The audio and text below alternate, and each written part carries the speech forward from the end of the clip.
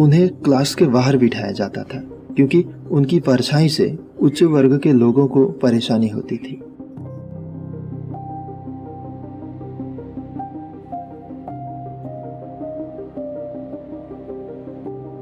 परिवार की आर्थिक स्थिति ठीक नहीं थी, इसीलिए उन्होंने पढ़ाई लिखाई के साथ साथ अखबार बांटने का अर्थात पेपर बॉय का कार्य भी किया।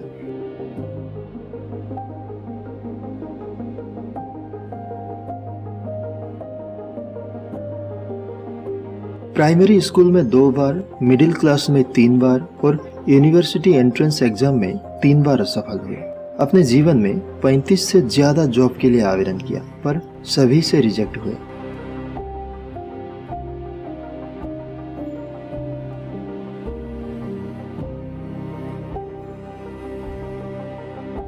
इनके पिता किसान थे और घर की हालात इतनी ठीक नहीं थी।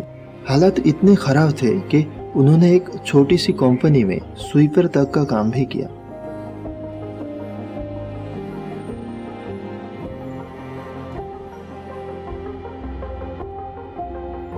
टेट्रा एमिलिया सिंड्रोम के कारण मां के गर्भ से ही उनके हाथ और पैर विकसित नहीं हुए।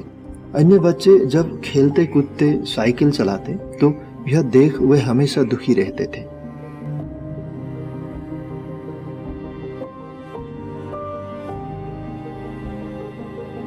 उनके द्वारा की गई सभी फिल्में बुरी तरह से फ्लॉप हो गई। लोग उन्हें घर लौट जाने की या कवि बनने की सलाह भी देने लगे।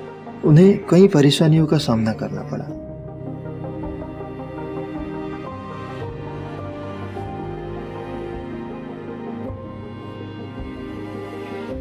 लोगों ने उन्हें पागल कहा, उनका मजाक उड़ाया, पर उन्होंने अकेले ही कुछ ऐसा कर दिया जिनके बारे में सोचना आसान ही नहीं बल्कि नामुमकिन सा लगता है।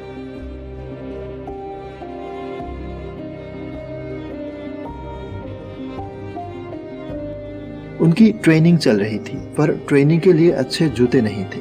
महंगे जूते खरीदना उनके परिवार के लिए बेहद मुश्किल था, पर आज उनका नाम एडिडास के जूतों पर छपता है।